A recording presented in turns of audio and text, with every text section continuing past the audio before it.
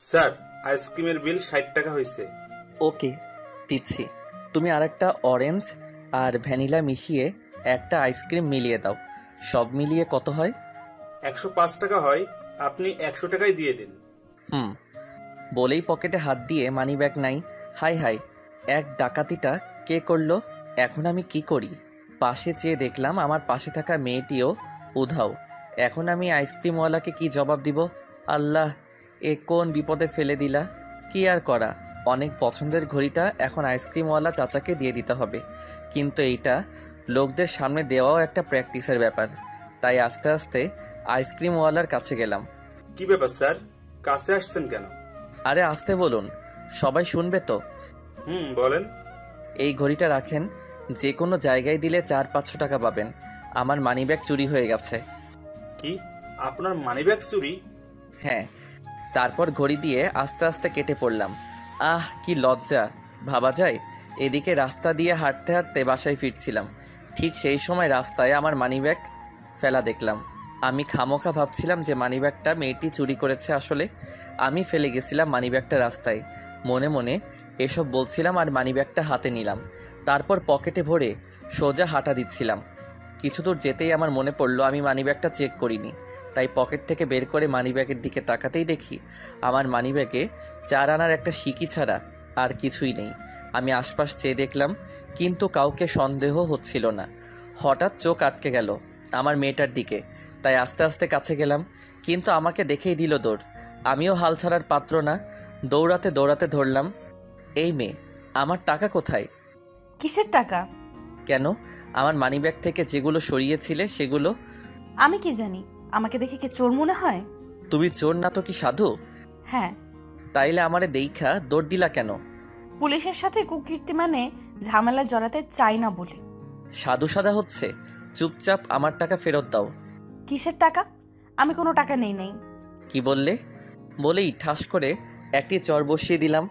সাথে সাথে মেয়েটি চিৎকার করতে শুরু করলো আর বলতে লাগলো, হেল্প, হেল্প, হেল্প! এই পুলিশটি আমার সাথে জুলুম করছে, আমাকে কুপ্রস্তাব দিচ্ছে, আমি নাকি ওর সাথে। চুপ কর!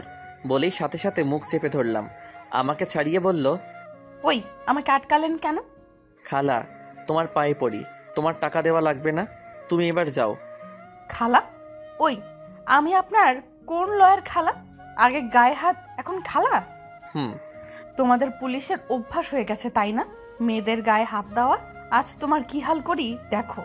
বলেই আবার চিৎকার করতে শুরু করলো। এই আজ বুঝি আমার প্র্যাকটিস পাঞ্চার হয়ে গেল। বলেই আবার মুখ চেপে ধরলাম। এই, তুমি কি শুরু করছো? আর একটা কথা বললেই লকআপে ভরে দিব। দেন, আমিও চিৎকার করছি। এই চুপ! হ্যাঁ, চুপ করতে পারি, একটা শর্তে। হ্যাঁ বলো খালা। আবার খালা? তোমার কাছে যা যা আছে তাই বের করো, না হলে চিৎকার করব। এই না না। তারপর আমি আপোষের মতে মোবাইল আর গলার চেইনটা খুলে দিলাম। সব কিছু মেয়েটি জিন্সের প্যান্ট এর পকেটে ঢুকিয়ে একটা সিএনজিতে উঠলো আর একটা 100 টাকার নোট ছেড়ে দিয়ে বলল, আপনার মতো বলদ পুলিশ আমি খুব কম দেখেছি। কি বললে? শালি, চুরুনি, ডাকাতনি? আরেকবার সুযোগ পাই, দেখবে কি করি। বলদ বলদই থাকবে, কোনোদিন মানুষ হবে না। তারপর মেয়েটি চলে গেল। মেয়েটি চলে যেতেই 100 টাকার নোটটা হাতে তুললাম। যাক, একটা মানিব্যাগ তো কিনা যাবে। এবার পরিচয়টা দেওয়া যাক। আমি আপনাদের লেখক আল মামুন, রোমান্টিক পেশায় একজন পুলিশ। আর এতক্ষণ কি হলো দেখলেন, একটা চুন্নির হাতে পড়ছিলাম। বাবা, বেঁচে গেছি। তারপর রাস্তায় হাঁটছি আর ভাবছি আজ সকালে কার মুখ দেখে উঠেছিলাম আর কে ডেকে তুলেছিল। ভাবতেই মনে পড়ে আজ শালা সাকিব আমাকে ডেকে তুলেছিল। দাঁড়া, তোরে পাইয়া লই। দিলাম সোজা সাকিবের বাড়ির দিকে হাঁটা। গিয়ে পেয়ে গেলাম তাকে রাস্তায় বসে বিড়ি খাচ্ছিল। শালা পাতার বিড়িও খায় না, মিসকার খায়। গিয়ে দিলাম লাথি। লাথির সাথে সাথেই সাকিব সোজা জমিতে পড়ে কাদায় পুরো ভুর হয়ে গিয়েছিল। এই, তুই আমার মালিকান? শালা কুত্তা অলক্ষী কুফা, তোর জন্যই আজ আমার মানিব্যাগ, মোবাইল আর সোনার চেইনটা দিতে হয়েছে। আমি কি করলাম? শালা কুফা, আবার মুখের উপর কথা বলছিস? তুই যদি আজ সকালে আমাকে ডেকে না তুলতি তাইলে আজ আমার এত কিছু হারাইতে হইতো না। বলেই সেখান থেকে মাটির চাকা নিয়ে উড়াধুরা দিলাম। তারপর আমি চলে আসলাম। সাকিবের রক্ত বের হয়ে গেছে খাইতে খাইতে। এদিকে আমি বাড়ি আসতে আসতে মেয়েটি আর সাকিবের ইচ্ছা মতো গালি দিলাম। কিছুক্ষণের মধ্যেই আমি বাড়ি আসলাম। আমাকে রাগান্বিত দেখে মা বলে উঠল, কি রে, কি হয়েছে? এমন দেখাচ্ছে কেন? এই যে আমার কপাল। কপাল মানে? কপাল মানে বোঝো না? আজ একটা মেয়ে আমাকে রেপ করে মোবাইল, চেইন আর মানিব্যাগ নিয়ে নিয়েছে। কি বলছিস? মানি ব্যাগে কত টাকা ছিল? 150 টাকা। এই 150 টাকার জন্য এত কিছু? আর চেইন আর মোবাইলটা যে নিল সেগুলো কে দেখবে? তারপর ফ্রেশ হয়ে বিকালের খাবার খেয়ে রুমে গেলাম রেস্ট নিতে। আমার একটাই চিন্তা, আমার টাকাগুলো আদায় করতে হবে, কিন্তু মেয়েটির কাছ থেকে সম্ভব না। তাই আমি সোজা একটা সিদ্ধান্ত নিলাম, কাল থেকে ঘুষ খেতে হবে। তো রাতে শুয়ে শুয়ে ঘুষ খাওয়ার প্ল্যান বের করলাম। কোথায় ঘুষ খাওয়া যায়, কিভাবে নিব, কোন জায়গায় যেতে হবে, এসব কিছু প্ল্যান করলাম। তারপর ঘুমিয়ে গেলাম। এই ঘুষের টাকা শালা কম যায় না, রাতে ঘুমাতেই দিচ্ছে না। রাতে স্বপ্নে দেখি এত টাকা ঘুষ খেয়েছি যেন সারা মাসের বেতনের চাইতে বেশি। আহ, কি সুন্দর টাকার স্বপ্ন। যাই হোক, সকালে ঘুম থেকে উঠে ফ্রেশ হয়ে কিছু খেয়ে তাড়াহুড়ো করে বেরিয়ে পড়লাম। ঠিক রাতে যে প্ল্যান করেছিলাম সেই প্ল্যান মাফিক রাস্তার মোড়ে গিয়ে দাঁড়িয়ে পড়লাম। আমি রাস্তায় দাঁড়িয়ে ঘুষ নিতে শুরু করলাম। গাড়ির লাইসেন্স, ড্রাইভারের লাইসেন্স, অন্য এলাকার গাড়ি, এই এলাকায় ঢুকে পড়া, রং রোডে ঢোকা, এসব দেখতে দেখতে আর ঘুষ নিতে নিতে প্রায় পকেটটা ভরে গেছে। তারপর আমি একটা রেস্টুরেন্টে ঢুকে পড়লাম। গিয়ে চা নাস্তা খেতে খেতে টাকার হিসাবটা করলাম। বেশ কামাই করেছি। টাকার অঙ্কটা বলি, 21,030 টাকা। নিজেকে আজ পুলিশ পুলিশ মনে হচ্ছে। তখন ঘড়ি 2টা বাজে। কপাল পড়লে আঁকি যা হয়। ভাবলাম যদি 4 ঘন্টায় এত টাকা কামাই করেছি, বিকাল হবার আগে হয়তো আরও কিছু টাকা কামানো যাবে। যেই ভাবা সেই কাজ, কপাল পড়লে যা হয় আর কি। কথায় আছে না, অতি লোভে তাঁতি নষ্ট। আমারও তাই হয়েছে। রেস্টুরেন্ট থেকে আসার সময়, স্যার বিলটা। কিসের বিল? দেখছো না আমি পুলিশ? তো পুলিশ হয়েছেন বইলা উদ্ধার কামাইছেন নাকি? শালা, বেশি বকবক করবি তো ভেজাল খাদ্যের ব্যবসায়ী বলে কেস ফাইল করে দিব। করেন, তাতে সমস্যা কি? তাই নাকি? তাইলে দাঁড়া। তারপর সাথে থাকা নোট বুক বের করে একটা কেস ফাইল করে রহমতকে ডাক দিলাম আর বললাম রেস্টুরেন্টের মালিককে অ্যারেস্ট করতে বললাম। সাথে সাথে রহমত হ্যান্ডকাপ পরিয়ে নিল। সামান্য এই 100 টাকার জন্য আমার বিরুদ্ধে কেস ফাইল করলেন আর এত বড় অপবাদ দিলেন? শালা, পুলিশের সাথে তর্ক করলি কেন? স্যার, আর জীবনেও হবে না। আপনার বিলও দিতে হবে না, আমাকে ছেড়ে দিন। শালা, এমনি এমনি এখন আর ছাড়া যাবে না। কেসে কত টাকা আছে সব বের কর। স্যার কি বলছেন? আপনি পুলিশ না, কসাই। পুলিশ কসাই 2টা। টাকা বের কর। স্যার এটা পারবো না। রহমত সাহেব ওনাকে নিয়ে চলুন। জি স্যার। স্যার স্যার অর্ধেক নিয়ে যান, নইলে আমার ব্যবসায় লাল বাতি জ্বলবে। না। তারপর অনেক কারচুপি করে অর্ধেক টাকাই নিলাম। ঘুষ নেওয়ার প্র্যাকটিসটা ভালোই কাজে দিচ্ছে। এখানে আরও 15,000 টাকা কামাই করলাম। আজ আমি পুলিশ বলে মনে হচ্ছে। কেয়া বাত হ্যায় রুম্মান, তুই নামে যেমন কাজেও তেমন। তারপর আমি সেখান থেকে বেরিয়ে পড়লাম। আগের জায়গায় চলে আসলাম। ঠিক প্রথম গাড়িতেই হইল ঝামেলা। প্রথম গাড়িটার থেকে নিলা ঘুষ 200 টাকা, কিন্তু তখন গাড়ি থেকে বেরিয়ে পড়ল সেদিনকের সেই চুরুনিটা। আমি দেখেও না দেখার ভান করে দাঁড়িয়ে রইলাম। গাড়ি থেকে নেমে আমার চারপাশে ঘুরতে থাকলো। মিনিট খানেকের মধ্যেই আমার পকেটে থাবা বসিয়ে দিল। আমি অনেক কষ্টে হাত ছাড়ালাম। কি ব্যাপার, পকেটে হাত দিচ্ছ কেন? যা ঘুষ নিয়েছো তার অর্ধেক চাই। কি বললে? একই তো পুলিশের পকেটে হাত, তার উপর এখন পুলিশের কাছ থেকে টাকা চাইছো? তো কি হয়েছে? তুমি মানুষের থেকে টাকা নিচ্ছ, আমি তোমার থেকে টাকা নিচ্ছি। সো প্রবলেমটা কোথায়? আহা, এমন বলছেন যেন পুলিশ ওনার চোর বাপের টাকার কেনা গোলাম। তাই আর একটা কথা বললেও সোজা লকআপে ভরে দিব। তো ভরে দেন, আমি লকআপে গেলে আপনারও চাকরি থাকবে না। ওই তুই কে বে যে তোকে লকআপে ভরলে আমার চাকরি থাকবে না? তোর বাপ কোন এমপি না মিনিস্টার বে? আমার বাবা এমপিও না, মিনিস্টারও না। আপনি বলদ ছিলেন, আছেন আর থাকবেনই। দাঁড়ান, আপনার জন্য একটা গিফট আছে। বলে পকেট থেকে মোবাইল বের করলো। মোবাইলটা দেখেই বুকে লাগলো। এত শখের ফোনটা, কষ্ট হবার কিছু নাই। উপহার দিবে বলেছে। মনে হচ্ছে আমার মোবাইলটা মনে হয় দিয়ে দিবে। যাক, মেয়েটাকে যতটা খারাপ ভেবেছিলাম ততটা খারাপ নয়। এ নিন দেখেন। আচ্ছা দাও দেখি। দেখা দেওয়া যাবে না। কেন, তুমি দিবে না? তাহলে বললে যে উপহার দিবেন। এই তো উপহার চলছে, আপনি দেখুন। আমি মোবাইলের দিকে তাকাতেই আমার শরীর থেকে অটোমেটিক ঘাম পড়ছে। হাই হাই, এই মেয়ে আমার ঘুষ নেওয়ার ভিডিও করেছে। কি হলো, আমাকে লকআপে নিবে না? আরে কি যে বলো, তোমাকে লকআপে কেন নিব? তুমি তো খুব ভালো মেয়ে। যাক, এতক্ষণ পরে বুঝলেন। আচ্ছা, আমি এখন আসছি। আরে কোথায় যাচ্ছ? আমার গিফটটা নিয়ে যাও। আচ্ছা দাঁড়াও। বলে আমি 100 টাকার একটা নোট দিয়ে বললাম, এটাই আমার প্রথম কামাই ছিল, তাই এই নিন অর্ধেক। বলেই হাত থেকে মোবাইলটা দিলাম এক টান, আর সাথে সাথে ভোঁদর। শালা, সারা জীবন দেখে এসেছি পুলিশ চোরকে দৌড়ায়, আর এ তো দেখছি চোর আমাকে দৌড়াচ্ছে। শালা, আমি আসলে পুলিশ নামের কলঙ্ক। দৌড়াতে থানায় চলে আসলাম এবং মনে মনে বললাম, যাক বাঁচা গেল। এরপর আমি একটু রেস্ট নিতে লাগলাম। শালা, থানায় এসেও শান্তি নেই। শালি চূর্ণি এখানেও চলে এসেছে। এসে আমার ফুল স্টাফকে একত্র করলো আর বলতে লাগলো, আপনাদের এই পুলিশ আমার সাথে। প্রেম করছে। আরে না, আপনাদের এই পুলিশ আমার সাথে। আজ ডেটিংয়ে যাইনি। আর ধুর, আপনাদের এই পুলিশ আমার সাথে। আজ ঝগড়া করেছে। আরে ধুর, তুমি কেন কথা বলছো? আরে তোমাদের এই পুলিশ আমার সাথে। ঝগড়া করে শপিংয়ে নিয়ে যাইনি। আমার লক্ষ্মী বাবু সোনা, শপিংয়ের টাকা দেয়নি বলে এত দূর চলে এসেছো? আরে ফোন দিলেই পারতা, আমি বিকাশে টাকা দিয়ে দিতাম। এত দূর চলে আসছো, আচ্ছা এসেই যদি পড়েছো তাহলে টাকা নিয়ে যাও। তারপর পকেট থেকে 5,000 টাকা বের করে দিয়ে চুরুনিটাকে বিদায় করলাম। যাক, আপদটাকে বিদায় করলাম। উফ, হাফ ছেড়ে বাঁচা গেল। তারপর আমি বাড়িতে চলে আসলাম। কি রে, তুই না বললি তোর ফোন চুরি হয়ে গেছে? তাই এই ফোন আবার এলো কোথা থেকে? আরে চোরটা খুব ভালো ছিল তাই দিয়ে দিছে। কি সাংঘাতিক, তোর ফোন চুরি করেছে আবার দিয়েও দিয়েছে। এই চোর তো কোনো জিনিস ফিরিয়ে দেয় না। এই, তোদের মধ্যে কি চলছে বল? কি বলছো এসব? আমি পুলিশ আর ও চোর, আমাদের মধ্যে কি চলবে বলো? চোর পুলিশের পিড়িতে কোনোদিন শুনেছো?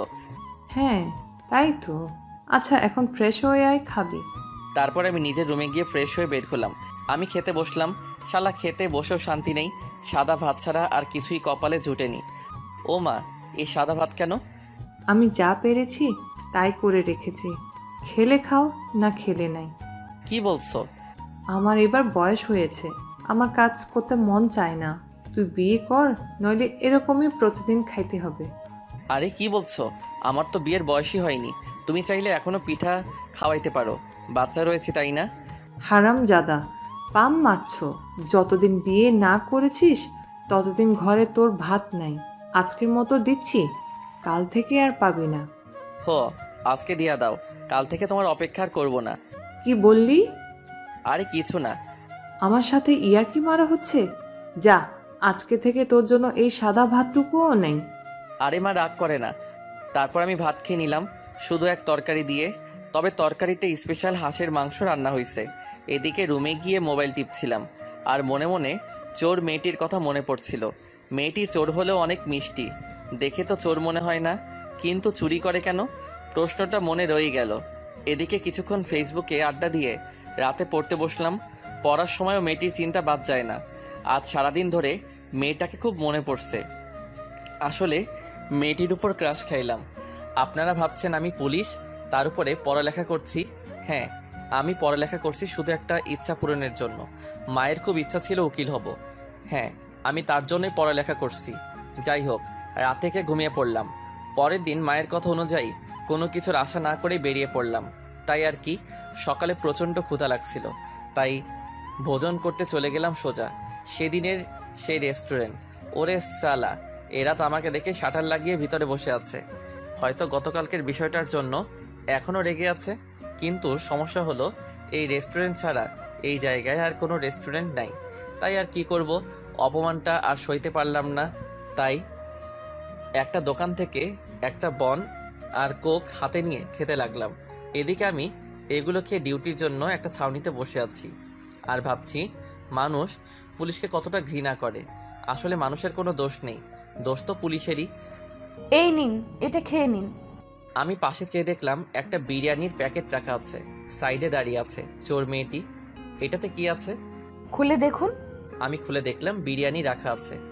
এগুলো ঘুষ দেওয়া হচ্ছে নাকি অন্য কোনো মতলব আছে? মতলব যদি থাকতো আপনাকে ওপেন ব্ল্যাকমেইল করতাম, এই বিরিয়ানি দিয়ে না। ও, তারপর এগুলো খেতে খেতে আমাদের কথা হচ্ছে? একদিনও না, ঠিক আপনার মতো আমারও হয়েছিল। মানে হলো আজ যে পরিস্থিতির শিকার, একদিন আমিও হয়েছিলাম আপনার মতো। ও আচ্ছা, আপনার নাম কি? আয়েশা আফরা। আপনার? লেখক আল মামুন, রোমান্টিক। আচ্ছা, আপনাকে একটা কথা বলবো? হ্যাঁ বল। আচ্ছা, তুমি এমনটা করো কেন? সে অনেক লম্বা কাহিনী। আচ্ছা, আপনি রাতে কি ফ্রি থাকেন? হ্যাঁ, কিন্তু কেন? আচ্ছা, রাতে ওকফ জয়েন্ট রেস্টুরেন্টে দেখা করতে পারবেন? তবে কয়টায়? এই ধরেন সন্ধ্যা 7টায়। আচ্ছা, আজ আপনাকে এমন দেখাচ্ছে কেন? কই, কেমন দেখাচ্ছে? আচ্ছা, আপনার পরিবারে কে কে আছেন? সেটা না হয় পরে বলি। আচ্ছা, এখন আসি। আচ্ছা, আপনার বিরিয়ানি টাকাটা নিয়ে যান। হুর মিয়া, ফাজলামোর জায়গা পাও না।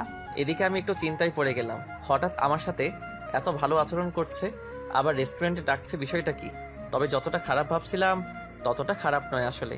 কিন্তু কি জানেন, এই 3 দিনে মেয়েটার প্রতি হালকা একটু মায়া বেড়ে গেল। আমি সেদিন ডিউটি থেকে সোজা বাসায় চলে গেলাম, মানে হাফ ডিউটি করে। বাসায় গিয়ে কলিং বেল বাজালাম।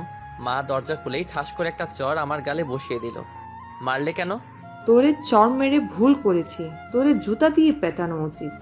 আরে কেন সেটা তো বলো। বের হয়ে যাবার সময় খেয়ে গেলি না কেন? আরে তুমিই তো বললে ঘরে আজ আমার ভাত নাই, তো হুদাই কি বইসা থাকবো? চুপ কর, আমার বুঝি একটা কথা বলারও অধিকার নাই? আমি কি বলছি? হ, তাই তো দেখলাম, আমাকে না বলে না খেয়ে চলে গেলি। হ্যাঁ তাই তো, আমি তাড়াতাড়ি চলে আসলাম। চলো চলো খেতে দিবে। তারপর ফ্রেশ না হয়ে সোজা খাবার টেবিলে চলে গেলাম। কি স্পেশাল রান্না! বিরিয়ানির সাথে গরুর কলিজা রান্না করা। এগুলো জানলে তো খেয়েই যেতাম। এদিকে খাবার টেবিলে বসে আয়েশার কথা মনে পড়লো। মনে পড়তে খুব একটা মিস ফিল করছিলাম। এদিকে মা আজ মুখে তুলে খাইয়ে দিচ্ছে আর বলছে, সেদিন তুই ছেলেটাকে মারলি কেন? কাকে? শিহিন ভাবির ছেলেকে। ওকে মেরেছে এই জন্য? শালার মুখ দেখে গিয়েই তো আমার সবকিছু চুরি হয়েছে। এটা কুসংস্কার, তোর সাথে দেখা হলে সরি বলিস। তারপর মা আমাকে মুখে তুলে খাইয়ে দিল আর বলতে লাগলো, ওই প্লিজ তুই একটা বিয়ে করে নে, এই একা একা আর ভালো লাগছে না। তুই তো সারাদিন ডিউটিতে থাকস, আর আমাকে থাকতে হয় একা একা। আচ্ছা ভেবে দেখব। তোর কি কাউকে পছন্দ আছে? তবে আগে দেখি সে রাজি হয় কিনা। তাই তো বলি, উপরে বাচ্চা আর তলে তলে পুরো 80 বছরের বুড়ো। আচ্ছা বাদ দাও। আচ্ছা, মেয়ে কবে দেখাবি? সঠিক জানি না। ফাজলামো করছিস? আরে না, তুই বোঝো না কেন? এখন আমি পছন্দ করি, সে পছন্দ করে কিনা সেটা তো জানি না। ওহ। তারপর খাবার দাবার শেষ করে আমি আমার রুমে চলে গেলাম। এখন শুধু অপেক্ষার সময়, কবে 5টা বাজবে আর রওনা দিব। কিন্তু আমার কোনো কিছুতেই মাথায় আসছিল না কেন ডেকেছে আমাকে। কিছু বলার থাকলে তো সে সময় বলে দিতে পারতে। এদিকে এসে ভাবতে ভাবতে আমি কখন যে ঘুমিয়ে পড়েছি তা ভাবতেও পারিনি। এদিকে মায়ের ডাকে ঘুম থেকে উঠলাম। উঠেই ঘড়ির দিকে চেয়ে দেখি সময় 5টা 7 বেজে গেছে। আমি তাড়াহুড়ো করে সেজে গুজে বের হয়ে পড়লাম আয়েশার দেওয়া ঠিকানা অনুযায়ী। এদিকে আমি যেতে যেতে প্রায় 7টা 10 বেজে গেছে। কিন্তু আমি সেখানে গিয়ে শক খেলাম, এখানে রেস্টুরেন্ট খোলা আছে কিন্তু কোনো লাইট জ্বালানো অবস্থা নেই। এদিকে ভিতরে আয়েশা আছে বলেও মনে হয় না। আসতে বলে মনে হয় ডক দিল। এদিকে আমি দরজার সামনে থেকে ফিরে আসতে চেয়েছিলাম, কিন্তু সেই সময় পিছন থেকে কে যেন এক টান দিয়ে ভিতরে নিয়ে গেল। দিয়ে অনেকে বলে উঠল, happy birthday to you, happy birthday to you, happy birthday to you. তোমার জন্মদিনে এটাই আমার দেওয়া সবচেয়ে বড় উপহার। কি লো, এই ভূতগুলো এখন খাবে না তো? আর আয়েশা আমায় এই ভূতের বার্থডেতে ভূতকে খাওয়ার জন্য আমাকে গিফট করলো। এসব ভাবতে ভাবতে মনে মনে কালিমা পড়ছিলাম। এদিকে আমি অনুভব করলাম কে যেন আমাকে টেনে টেনে কোথায় নিয়ে যাচ্ছে, আর মিনিটের মধ্যেই আমাকে দাঁড় করালো। আমি মনে মনে ভাবলাম আমাকে মনে হয় নিচ থেকে প্রথমে খাওয়া শুরু করবে, তাই দাঁড় করিয়েছে। ঠিক তখনই সব লাইট জ্বলে উঠলো আর সাথে সাথে সবাই আবার বার্থডে উইশ করতে লাগলো। আর আমি লক্ষ্য করে দেখলাম সেখানে আয়েশা দাঁড়িয়ে আছে। আমি আয়েশার পাশে গেলাম আর সাথে সাথে আয়েশা বলে উঠলো, কি ব্যাপার, ভয় পেয়েছিলে? কিন্তু তুমি আমার বার্থডে জানলে কি করে? সেদিন যে মানিব্যাগ নিয়েছিলাম সেখানে আপনার আইডি কার্ডও ছিল, তাই সেখানে দেখলাম। তারপর আয়েশা আমাকে এত বড় একটা গিফট বক্স দিল যেটা এখনই খোলার ইচ্ছা ছিল, কিন্তু এই ভরা সমাজে পারলাম না। এদিকে সবাই মিলে কেক কাটলাম। তারপর অনেক আড্ডা হলো এবং সবাই অনেক গিফট দিল। আমি জাস্ট ভাবতেও পারিনি আমার এই জন্মদিন কেউ এইভাবে উইশ করবে। আর এই সবটাই হয়েছে এই আয়েশার জন্য। এদিকে রাত 9টার দিকে অনুষ্ঠান শেষ হওয়ার পর সবাই চলে যাচ্ছে। আমিও আসার সময় আয়েশার সাথে কথা হলো, আচ্ছা এখন যেতে হবে? আমাকেও। আচ্ছা ভালো থেকো। আপনি নিজের শরীরের দিকে খেয়াল রাখবেন আর ঘুষ খাওয়া থেকে বিরত থাকবেন। বলে চলে আসলাম। সেদিন আর পিছনে তাকাইনি। খুব আনন্দিত হয়েছিলাম সেদিন। খুব প্রেমেও পড়েছিলাম আয়েশার সেই নীল শাড়ি পরা অবস্থায়। সেদিন হয়তো আমার জীবনের সবচেয়ে বেশি খুশির দিন ছিল। রাতে ঘুমের মধ্যেও আয়েশাকে দেখেছিলাম। পরের দিন খুব সকালে ঘুম থেকে উঠে গেলাম। উঠে মাকেও ডেকে তুলে বললাম খাবার রেডি করতে। তারপর সকালে মা আর আমি দুজনই খেতে বসলাম। কিন্তু খেতে বসে মা জিজ্ঞাসা করলো, কিরে, আজ তোকে খুব খুশি খুশি লাগছে, বিষয়টা কি? আরে তেমন কিছু না, মুডটা আজ খুব ভালো। ওহ আচ্ছা, আজ বৌমাকে নিয়ে আসবি নাকি? আরে না। ওহ। তারপর খেয়ে তাড়াহুড়ো করেই বাড়ি থেকে বের হলাম। সেদিন হয়তো আয়েশার টানেই বাড়ি থেকে বেরিয়ে এসেছিলাম। সেদিন আয়েশার জন্য মন খুব টানছিল। এর আগের দিন রাতে এতই খুশি হয়েছিলাম যে আয়েশার দেওয়া গিফট বক্সটাও খুলতে ভুলে গিয়েছিলাম। এদিকে সকাল 8টা থেকে বিকাল 4টা পর্যন্ত আয়েশার জন্য অপেক্ষা করলাম, কিন্তু আয়েশার কোনো খবরই নাই। বিষয়টা কি, গত 3 দিন তো ঠিক এই জায়গা দিয়ে হলেও একবার যেত, কিন্তু আজ মেয়েটা একবারও আসেনি। আমি চিন্তায় পড়ে গেলাম। সেদিন বাড়ি থেকে বেরিয়েছিলাম মন খুশি করেই, আর বাড়িতে ঢুকলাম মন খারাপ নিয়ে। বাড়িতে যেতেই, কিরে, বাড়ি থেকে বের হয়ে গেলে খুশি অবস্থায়, আর এখন মন খারাপ করে বাড়ি ফিরছিস কেন? কিছু হয়েছে? আরে না, তেমন কিছু না। খাবারটা রুমে নিয়ে এসো, খুব মাথা ব্যথা করতেছে। তারপর মা মাথা ব্যথার ওষুধ আর খাবার নিয়ে রুমে এসে খাইয়ে দিল। ঠিক এই হালে চলতে থাকে প্রায় 3 দিন। এখন খুব একা একা লাগে, নিজেকে মনে হয় খুব একা আছি। মনে হয় আয়েশাকে আমার খুব প্রয়োজন। এদিকে এই 4 দিন গিফট বক্সের কথা মনেই ছিল না, আসলে মেয়েটা গেল কোথায়। এদিকে রাতে বসে আয়েশার দেওয়া গিফট বক্সটা খুললাম আর দেখে অবাক হলাম। গিফট বক্সের ভিতর আমার জন্য একটা হাতঘড়ি, মায়ের জন্য একটা শাড়ি, আমার কাছ থেকে নেওয়া 5,000 টাকা আর সাথে একটা চিঠি। চিঠি খুলে যা লেখা ছিল তা পড়ে নিজেকে বিশ্বাস করতে পারলাম না। মামুন, আমি দুঃখিত, কারণ গত 3 দিন তোমাকে খুব ডিস্টার্ব করেছি, আর ডিস্টার্ব হবারই কথা। আচ্ছা, তোমার কাছ থেকে অনেক কিছুই নিয়েছিলাম, যার মধ্যে তোমার মোবাইল, সোনার চেইন আর 5,000 টাকা। মোবাইল তুমি নিয়ে নিয়েছো, আর তোমার কাছ থেকে নেওয়া 5,000 টাকাও দিয়ে দিলাম, কিন্তু চেনটা দিতে পারলাম না। আমার কাছে নতুন করে একটা চেন কেনার সামর্থ্য নাই। জানো, গতকাল থেকে আমি চুরি ছেড়ে দিয়েছি, কারণ যার জন্য চুরি করতাম সেই আমাকে ছেড়ে উপরে চলে গেল। তুমি জিজ্ঞেস করেছিলে না আমার মা বাবা কোথায়? জন্মের 2 বছর পর থেকে বাবাকে দেখিনি, মাকে নিয়েই বেঁচেছিলাম। কিন্তু এই 2 বছর ধরে মা ক্যান্সার রোগে আক্রান্ত ছিল, গতকাল মারা গিয়েছিলেন। হ্যাঁ, আমি তার চিকিৎসার জন্যই চুরি করতাম। আমি মেয়ে হয়ে কি করব? কেউ একটা চাকরিও দেয়নি, এত দামি দামি ওষুধ কই পাইতাম? তাই এজন্যই আমি চুরি করতে লাগছিলাম। গতকাল উনি মারা যাওয়ার পর থেকে আমি এই কাজ থেকে মুক্তি পেলাম। যাই হোক, আমার বাবাও চোর ছিলেন না, মাও চোর ছিলেন না, পরিস্থিতি আমাকে চোর বানিয়ে দিয়েছে। আজকের পর থেকে আয়েশাকে আর কেউ দেখবে না। আপনার সাথে অনেক কিছু করেছি, তাই ক্ষমা করে দিবেন, আর চেইনের দাবিটাও ছেড়ে দিবেন। চিঠিটা পড়ে অটো আমার চোখ দিয়ে পানি চলে আসলো। কিন্তু ওকে আমি কোথায় খুঁজে পাই? জুমাকে আমার জীবনে খুবই প্রয়োজন, কিন্তু জুমার ঠিকানা কিছুই তো আমার জানা নেই। এখন কোথায় খুঁজবো আয়েশাকে?